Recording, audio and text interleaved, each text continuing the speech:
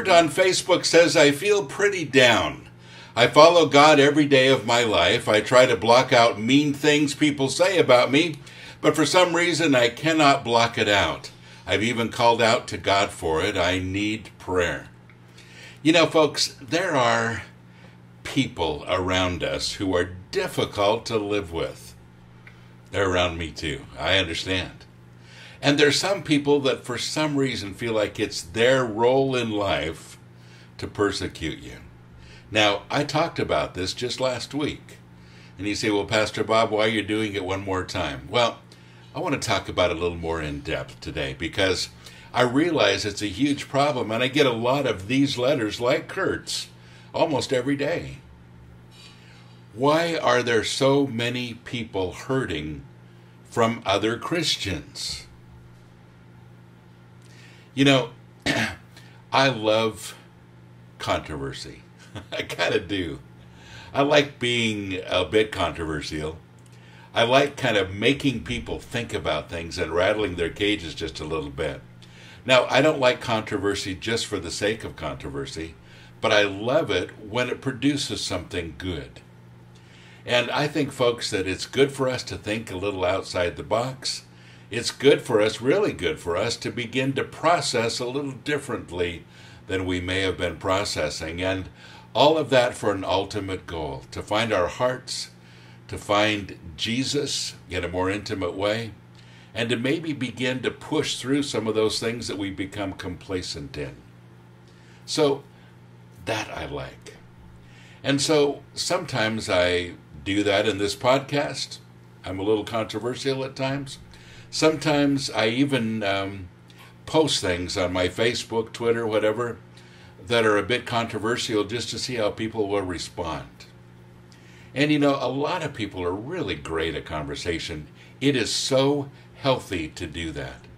And I don't mind when people agree or disagree with me. It's fine. I love the fact that we have a diversity. And we should celebrate diversity because it's a good thing. It's positive. But what happens when diversity becomes negative and it hurts? You know, there are 4 kinds of people that post once in a while that kind of rub me the wrong way. First are the internet trolls. I don't know where they get the time from. I don't have that much time to spend on the internet, and especially on Facebook and, you know, Twitter and some of those places. It just seems like whatever I post, they post something actually the next minute. They must live there. And I'm sorry, but some of you really need to get more of a life. Seriously. You really do.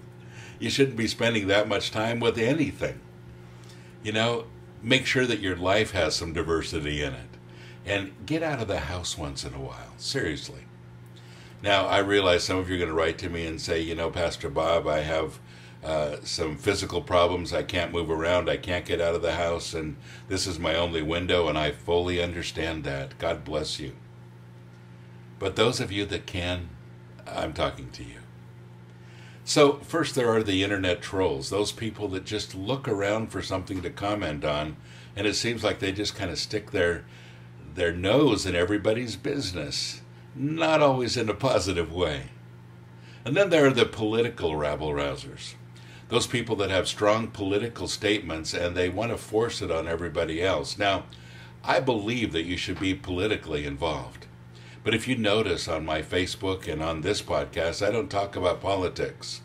One of the reasons for that is that there are people from 135 countries that listen to this. And the politics here in the United States don't have a whole lot to do with a lot of other nations. And I just don't want to go there.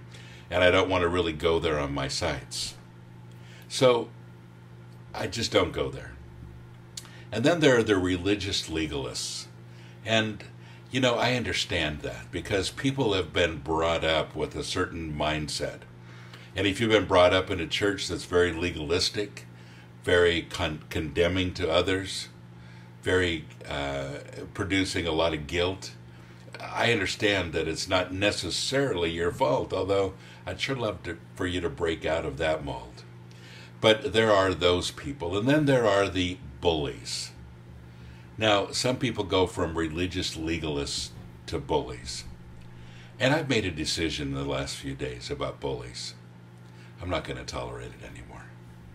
You know, I have people that go around and write things on my podcast, for instance. Maybe some of you have seen those, where they pull things out of context. They warn people not to listen to me. They blast me for things that I'm not saying. And I look them up and I see what they're doing to other people, the same thing. They're not only legalists, but they're bullies with it. And you know, a lot of you have gone through this whole thing, even in school when you were younger, the bullies that were there that picked on you. And, you know, folks, none of us should have to have bullies in our lives at this point. It just isn't right. You don't have to tolerate it, and neither do I. So I made a decision the last couple of days to begin to block the bullies. I'm just going to. I'm not going to block the religious legalists, because I think they really need some help. You say, well, the bullies need help too. That's true, but most of the bullies I know aren't open to it at all. And if they're hurting other people in the process, I don't want that to happen. And so I want to speak to the bullies right now. If you're one of those, I love your comments. Keep it civil. If you're bullying people, I'm going to block you. You know, I've never blocked people. And this is a first, but I just kind of feel like I need to. Folks, we don't have to put up with bullies. And there are so many people talking about bullying these days, and I'm glad. It's a really good discussion. But you don't have to take it. Not from people around you, especially not from your friends. All of us need healthy relationships. I'm going to talk more about this tomorrow. We're going to talk about how do you set healthy boundaries and how do you get rid of the bullies in your life. God bless you. Have a great day.